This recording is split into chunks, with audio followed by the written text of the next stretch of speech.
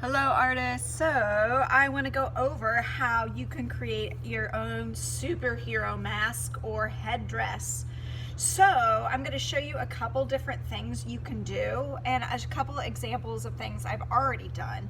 So I've created these mostly out of, you can use foam or paper, just depending on what is available to you. And you can kind of see that I've got some different styles happening here, whether these have foam bits glued on, some I've created myself, and some I just found shapes, including I add some feathers to the back as well. That's always a fun addition. This one started out the same, but it took a completely different approach because I added a little dragon that I drew with pencil first and then added on. This one's blank. I haven't really done anything with this one yet, but actually I want to show you this one. So to start, what you're going to do is a couple things to remember. If you're making a mask, your eyes are very close together. You do not need to put the circles for your eyes really far apart.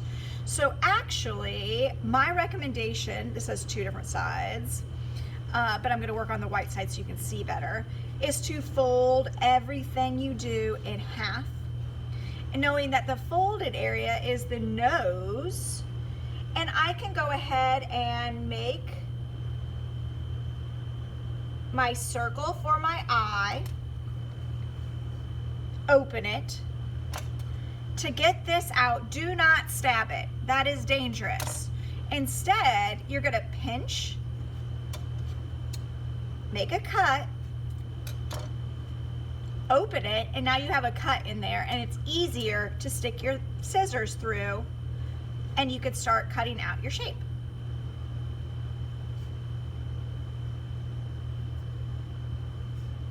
If it's too small after you test it on your eyes, then you can just easily make it bigger. Okay, now I want to get that same shape over here, and this is the way to do it. You are going to fold in half again. I'm going to do it this way, maybe it'll be easier for you to see. And while it's folded, trace it with a pencil. Do you see how now when I cut this out, it'll be the same? You want your shapes to be the same. Symmetry is very important in this project. Remember that symmetry means what you do on one half, you do the same technique on the other half. Okay.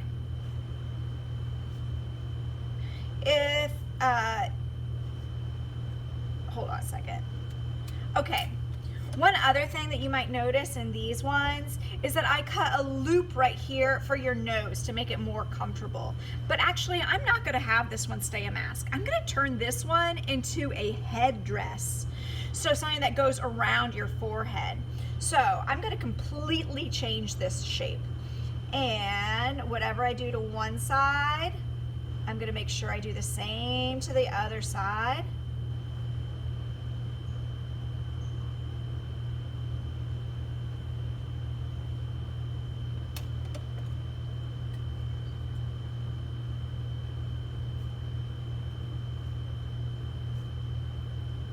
Ooh, this is gonna be a good scrap for someone.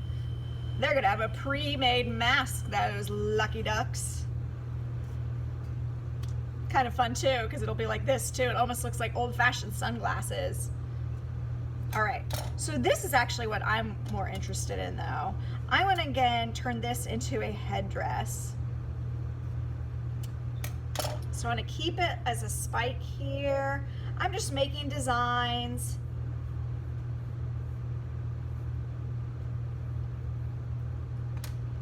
And if you're like, I don't know if I could draw that same thing again, remember the folding in half trick. So I'll go do that on this part.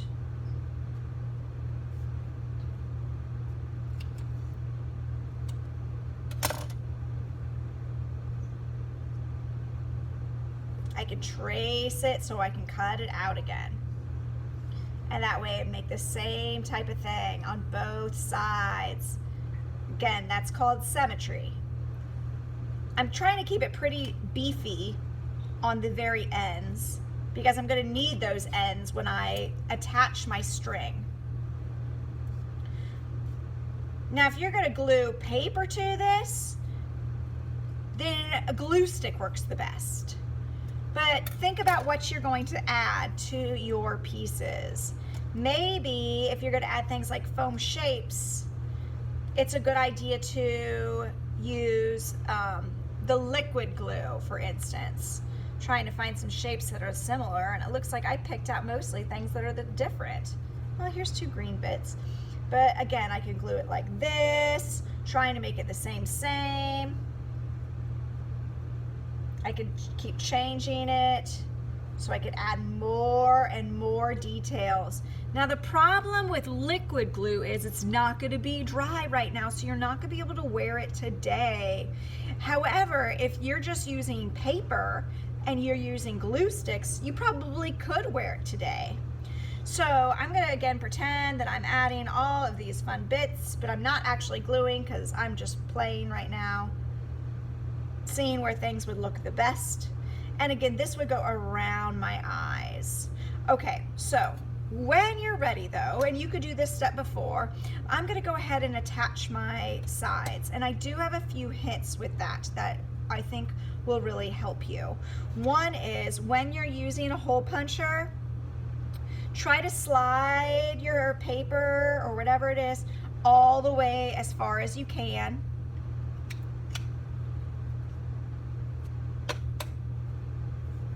Go to the other side. Slide it in as far as you can. Okay. To add the string here, I'm just going to use some ribbon. Always cut a bigger piece than you think you will need, because you can always make it smaller, but you can't make it small or bigger. So mine's probably almost the length of my arms. And actually what I'm going to do is take one end and I'm going to thread it through, and I'm going to tie it like I would to start my shoes, folding it over. Now, if you pull too hard, your paper is going to rip, so be careful. I did one, and then I'm going to do 2 for good measure. And then with the other end, I'm going to go ahead and tie it on this side. And you might be thinking, whoa, that's huge. But trust me, watch please. Tie it like you're tying your shoe. Boop. Don't pull too hard. Boop. And now I'm going to find the opposite part of this, and I'm going to snip it in half. Now, whenever I would like to wear this, I can go ahead and tie it around my head and then untie it. You might have to have a friend help you. So again, mine is not finished. I can continue adding things, and even though it's really small like this, you can end up making a really cool piece. You could color this, so many different things. You guys are the creative bunch. I can't wait to see what you make. Happy arting today.